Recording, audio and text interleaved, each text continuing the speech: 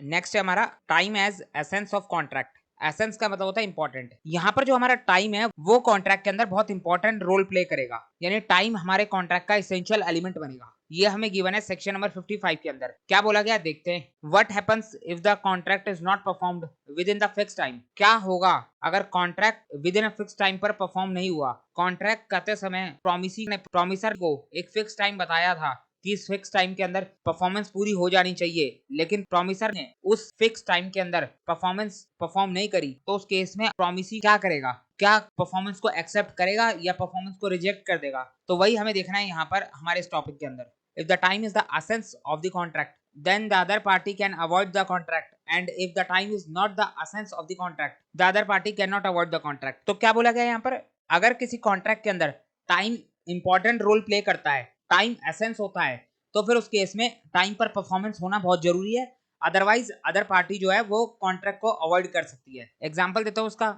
आप bakery shop पर cake का ऑर्डर देने जाते हो, तो केक का ऑर्डर देते हो और बोलते हो कि कल बर्थडे है, तो कल बर्थडे है, कल से पहले केक तैयार हो जाना चाहिए। अगर बर्थडे तक केक तैयार नहीं होता तो फिर उस केक का क्या करेंगे। वहां पर टाइम बहुत इसेंशियल एलिमेंट था, किसी पर्टिकुलर पर्पस के लिए कॉन्ट्रैक्ट करा गया था। अगर केक आपको बर्थडे से पहले नहीं मिला तो फिर आप केक का क्या करोगे। लेकिन अगर कोई कॉन्ट्रैक्ट है जिसमें time is not the essence, यानी टाइम जो है वो इंपॉर्टेंट एलिमेंट नहीं है, तो फिर वहां पर अदर पार्टी कॉन्ट्रैक्ट को अवॉइड नहीं कर सकती। सपोज आप जो है एक वॉशिंग मशीन खरीदने गए इलेक्ट्रॉनिक की शॉप पर, वहां पर जाकर आपने वॉशिंग मशीन खरीदी, शॉप वाले ने बोला आपको कि डिलीवरी आपके घर आज शाम को हो जाएगी, तो आप घर आ गए, आपने शाम तक इंतजार करा लेकिन वॉशिंग मशीन आई नहीं, तो आपने कॉल करा शॉप पे और पूछा कि मेरी वॉशिंग मशीन अभी तक क्यों नहीं आई। तो शॉप ओनर की तरफ से क्या कहा गया कि अभी डिलीवरी में थोड़ा डिले हो रहा है, तो आज शाम की जगह कल सुबह आपके घर वॉशिंग मशीन डिलीवर हो जाएगी। तो क्या अब इस केस में आप कॉन्ट्रैक्ट को कैंसिल कर सकते हो, ये कह सकते हो कि टाइम जो है बहुत एसेंशियल एलिमेंट है मेरे इस कॉन्ट्रैक्ट का, मुझे वॉशिंग मशीन आज शाम को ही चाहिए, अगर मुझे शाम तक नहीं मिल रही है तो मुझे नहीं चाहिए,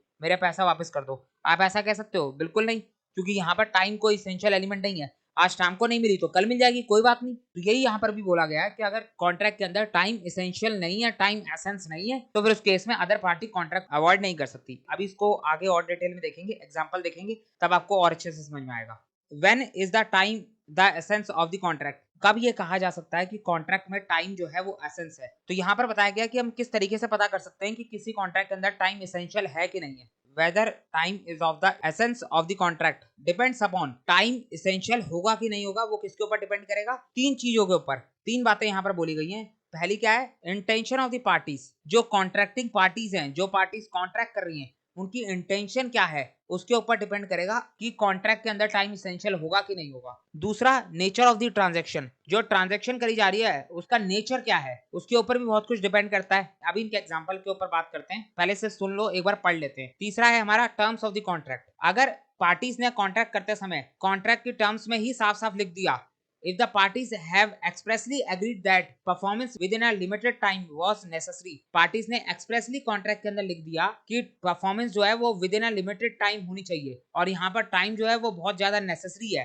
तो फिर उस केस में फिक्स टाइम पर, लिमिटेड टाइम पर ही परफॉर्मेंस करनी पड़ेगी, वहां पर टाइम एसेंस माना जाएगा। अब इन दोनों के ऊपर बात कर लेते हैं। तो सबसे पहले बात करते हैं इंटेंशन ऑफ द पार्टीज की। तो एक तो मैंने आपको बर्थडे वाला एग्जांपल दिया, प्रॉमिसी की इंटेंशन है कि बर्थडे से पहले केक तैयार हो जाना चाहिए, तो फिर उस केस में यहाँ पर टाइम एसेंशियल एलिमेंट हो जाएगा। या फिर दूसरा एग्जांपल देता हूँ, सपोज आप किसी टेलर के पास गए और उसको जाकर बोला कि मेरी शर्ट पैंट तैयार कर दे, मेरे को 4 दिन बाद किसी फंक्शन में जाना है, तो 4 दिन बाद आपने बता दिया कि मुझे फंक्शन में जाना है, उसके लिए मैं शर्ट पैंट तैयार करवा रहा हूँ, तो यहाँ पर टाइम एसेंशियल एलिमेंट हो गया। पार्टीज की इंटेंशन उसने बता दिया कि 4 दिन बाद मुझे फंक्शन में जाना है, तो सीधी बात है 4 दिन के अंदर अंदर मुझे तैयार चाहिए। तो एक और एग्जांपल देता हूँ, सपोज आप जो है किसी डीलर के पास गुड्स खरीदने गए, तो आपने उन गुड्स को एक्सपोर्ट करवाना है, तो आपने डीलर से बोला कि मुझे 2 दिन के अंदर गुड्स की डिलीवरी चाहिए क्योंकि मेरी शिप जा रही है, उस शिप में मुझे उन गुड्स को भेजना है। डीलर ने बोला ठीक है 2 दिन में आपको डिलीवरी मिल जाएगी। अब 2 दिन पूरे हो गए लेकिन डिलीवरी अभी तक नहीं मिली और शिप जो है वो निकल गई, आप गुड्स एक्सपोर्ट नहीं कर पाए। तो अब इस केस में अगर तीसरे दिन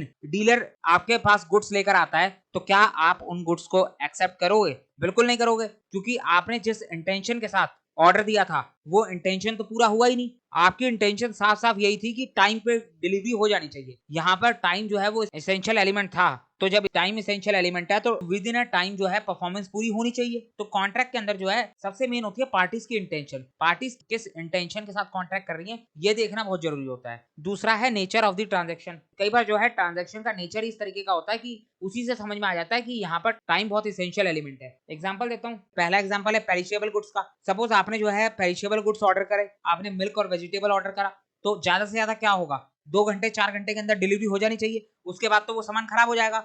तो यहाँ पर टाइम इसेंशियल एलिमेंट है। आजकल तो 10 मिनट में डिलीवरी हो जाती है, ब्लिंकिट एग्जांपल है सबसे बड़ा, 10 मिनट में डिलीवरी करने का प्रॉमिस करता है, लेकिन 10 मिनट की बजाय वो कई बार 15 मिनट भी लगा देता है, 20 मिनट भी लगा देता है। तो ऐसा तो है नहीं कि 10 मिनट का है तो एग्जैक्ट 10 मिनट में डिलीवरी आ जाएगी। फिर उस केस में वहां पर टाइम इसेंशियल एलिमेंट होता है, लेकिन इतना भी ज्यादा नहीं होता। आप 10 मिनट की जगह 15 मिनट 20 मिनट तक इंतजार कर सकते हो। तो रीजनेबल टाइम देखना होता है हर सिचुएशन में, हर कॉन्ट्रैक्ट के अंदर अलग अलग रीजनेबल टाइम होता है। जैसी ट्रांजेक्शन होगी उसी तरीके से जो है हम उसको चेक करेंगे। अगर वही दूसरी बात करें, नॉन पेरिशेबल गुड्स के केस में टाइम इसेंशियल एलिमेंट नहीं होता। मैंने आपको वॉशिंग मशीन का एग्जांपल दिया, शाम की जगह अगर अगले दिन भी आ गई तो क्या दिक्कत है, कोई दिक्कत नहीं है। आपने ऑनलाइन फूड ऑर्डर करा जोमेटो से, स्विगी से, तो वहां पर जो है टाइम इसेंशियल एलिमेंट होगा। आपको भूख लगी है, ये थोड़ी ना कि सुबह का ऑर्डर करा शाम को आ रहा है खाना, तो वहां पर टाइम इसेंशियल एलिमेंट हो जाएगा। और क्या हो सकता है, इमूवेबल प्रॉपर्टी, आप कोई लैंड परचेस कर रहे हो, कोई बिल्डिंग परचेस कर रहे हो, तो वहां पर टाइम इसेंशियल एलिमेंट नहीं माना जाएगा। इमूवेबल प्रॉपर्टी के केस में टाइम इसेंशियल एलिमेंट नहीं होता। जो प्रॉमिसी होता है वो सोच समझ के, देख के, आराम से,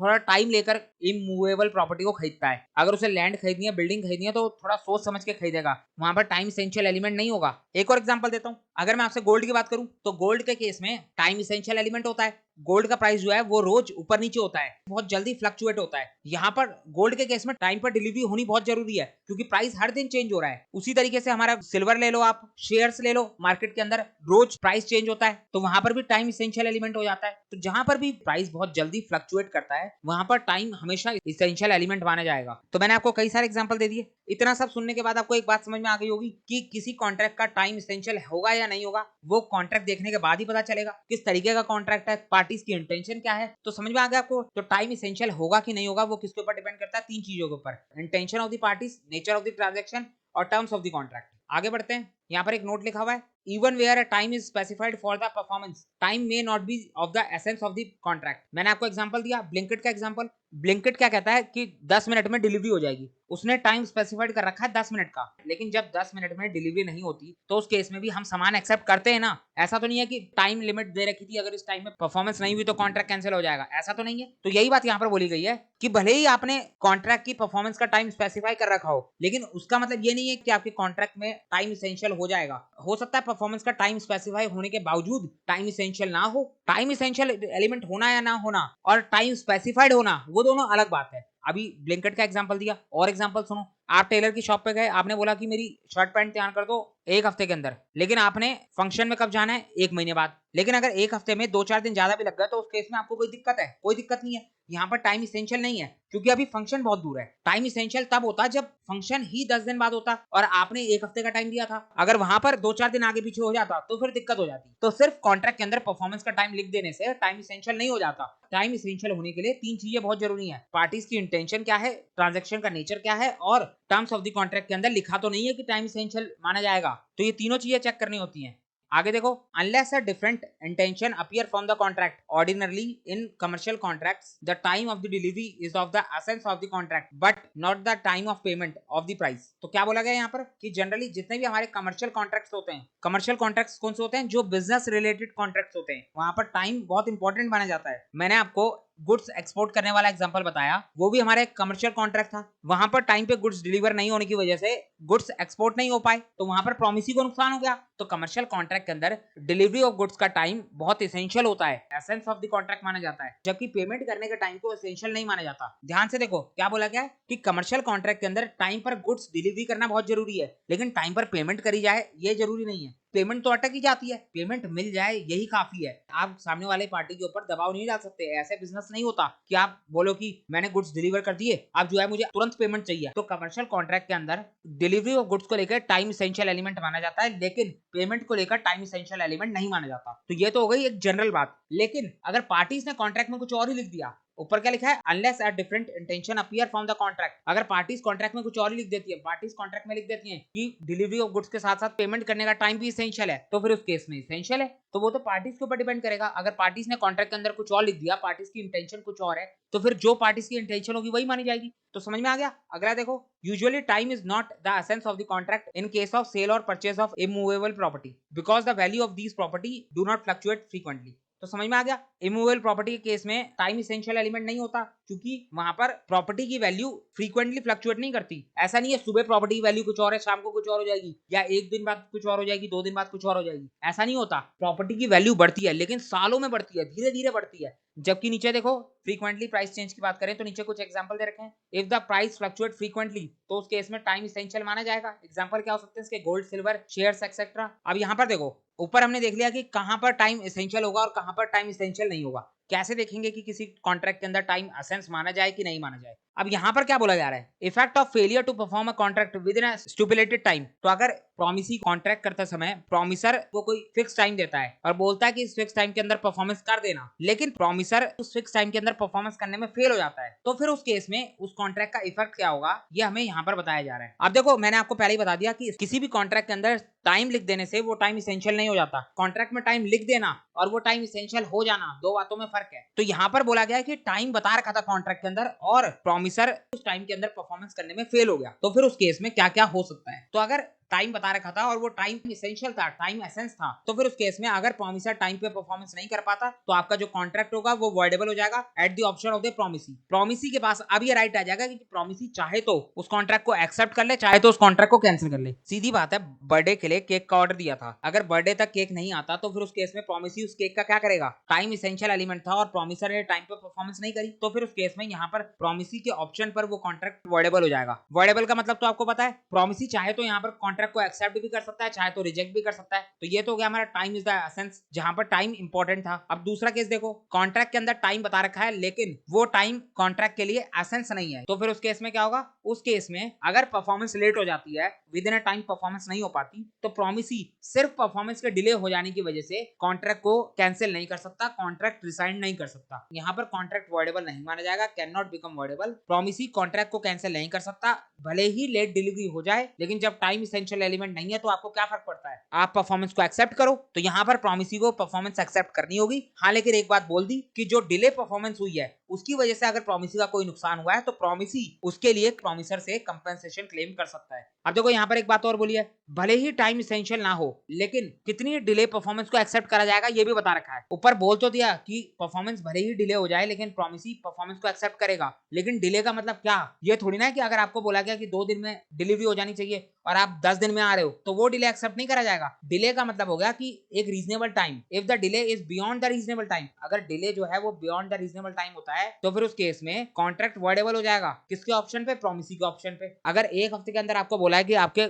सामान की डिलीवरी हो जाएगी तो एक हफ्ते की जगह भले ही 10 दिन में हो जाए, लेकिन ये थोड़ा कि 1 महीने बाद आ रहा है, 1 महीने बाद थोड़ा आप उसको एक्सेप्ट करोगे। तो अगर delay beyond the reasonable time है तो फिर उस केस में भी कॉन्ट्रैक्ट वॉइडेबल हो जाएगा। तो हमारे दोनों केस हो गए, टाइम इसेंशियल है और टाइम इसेंशियल नहीं है। अब देखो तीसरा केस जो है वो पहले केस से रिलेटेड है, पहले केस को ही आगे बढ़ा रहा है। तीसरा केस क्या कह रहा है यहाँ पर कि परफॉर्मेंस में डिले हुआ है लेकिन डिले परफॉर्मेंस को भी एक्सेप्ट करा जा रहा है, एक्सेप्ट द डिले परफॉर्मेंस, और नीचे क्या लिखा है, टाइम इज द एसेंस। तो हमारा वही पहला वाला केस आ गया जहां पर टाइम इसेंशियल था। तो क्या बोला गया यहाँ पर, दोबारा देखो, बोला जा रहा है कि टाइम इसेंशियल है और परफॉर्मेंस भी डिले हुई है, तो फिर उस केस में क्या होता है, हमने फर्स्ट पॉइंट में देखा कि अगर टाइम पर परफॉर्मेंस नहीं होगी तो फिर उस केस में कॉन्ट्रैक्ट वॉइडेबल हो जाएगा at the option of the promisee. Promisee के ऑप्शन पे कॉन्ट्रैक्ट वॉइडेबल हो जाएगा। प्रॉमिसी चाहे तो कॉन्ट्रैक्ट को एक्सेप्ट करे, चाहे तो रिजेक्ट करे, और हमने पहले केस में देखा था कि प्रॉमिसी ने कॉन्ट्रैक्ट को कैंसिल करा था, he may resign the contract and sue for breach। जबकि हमारा जो थर्ड पॉइंट है वहां पर क्या कहा जा रहा है कि परफॉर्मेंस में डिले हो गया, टाइम एसेंस था, लेकिन प्रॉमिसी ने परफॉर्मेंस को एक्सेप्ट कर लिया। तो अब अगर प्रॉमिसी ने ही एक्सेप्ट कर लिया तो बात ही खत्म हो गई। प्रॉमिसी के लिए ही तो सब ड्रामा हो रहा था, लेकिन अगर प्रॉमिसी ही